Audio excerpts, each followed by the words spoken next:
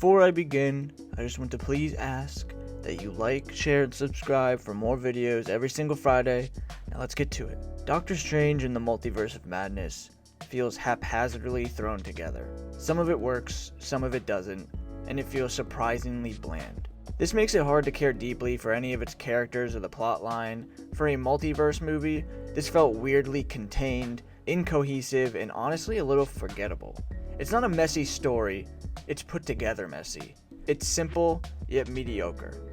I can't lie and say that my theories for this film beforehand did not affect my viewing experience. With No Way Home just coming out and Sam Raimi at the helm, it all seemed like a perfect continuation to the multiverse storyline. But all the theories that we Marvel fans ultimately created resulted in an underwhelming film. Is it bad? Not at all. But when you had Shang-Chi, Eternals, and No Way Home all coming out just months ago, it seemed like we were in a pretty damn good spot for the MCU. But it turned out to be along the lines of Captain Marvel and Dark World, in my opinion. I purposely waited to edit this review because I thought I came off a little too harsh after seeing it Thursday night, but seeing it a second time with my friends on Friday, I realized that it's one of the weakest Marvel films in recent years. It felt like an early 2000s movie and Raimi was doing his thing, but it did not always work. If it wasn't for Scarlet Witch, it would be bottom tier. Nevertheless, it's exciting to see and experience Sam Raimi's work on screen again. In a few scenes, you can sense the companionable spirit and shifting imagery zest he showcased in his previous films. The methods he applies to this madness are what set this film apart, for better or worse.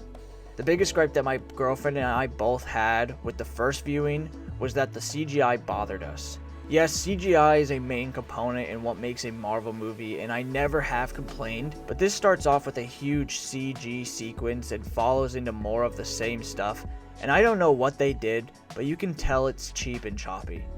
It sounds like I'm nitpicking, but it says a whole lot when, with over 20 Marvel films, this is the first one that made me question how much CG they use. And with the news of reshoots months ago, you can clearly see which were reshoots and which scenes were original. Juan's wig changed many times throughout. Now I'm going to get into spoiler territory, so before I start, fast forward if you don't want to hear about it to this time code. 1, 2, 3. Elizabeth Olsen as Wanda absolutely kills it. As a follow-up to WandaVision, the key points Marvel and Sam Raimi focus on take her character in a dark direction that leaves no room to root for her character at all. My friend Lewis did not like that much, but I loved it. Despite Wanda being the antagonist of Doctor Strange in this film, this outing feels more fitting to be titled under Scarlet Witch. At the end of the day, this is her film, her story, and frankly, it should have been her movie.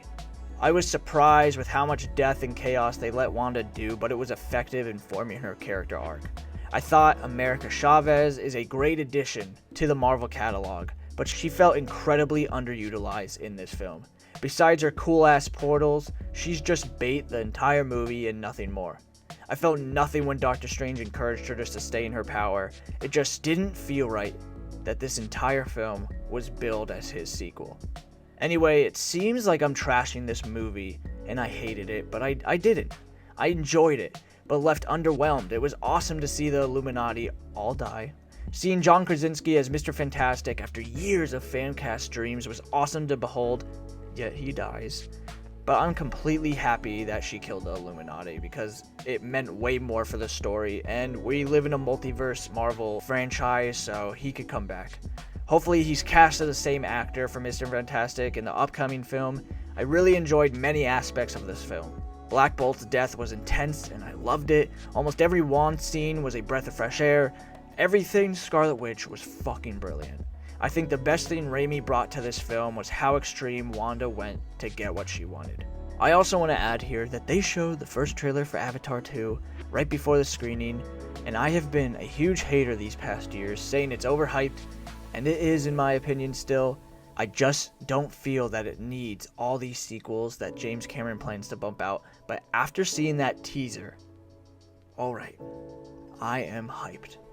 At the end of the day, Multiverse of Madness is a little bit of a mixed bag. It's more clumsy than most Marvel efforts, but its high points are really high. I think the Multiverse of Madness is close to being great, but my high expectations just were.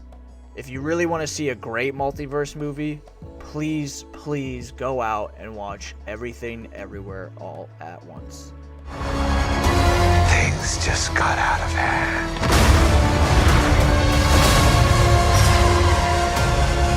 You break the rules. Look out! To become a hero. I do it, I become the enemy.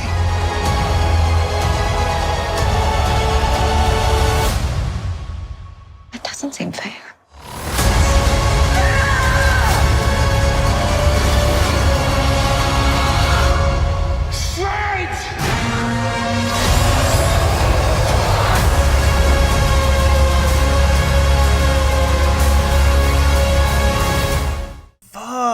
That trailer's so good. Tune in every Friday for new movie videos. Please like, share, and subscribe. Comment down below what other movies you would like me to do videos on. Thank you, Mom, for editing the scripts for my movie essays. I appreciate you. Till next time, thanks for watching. Catch you on the flip side.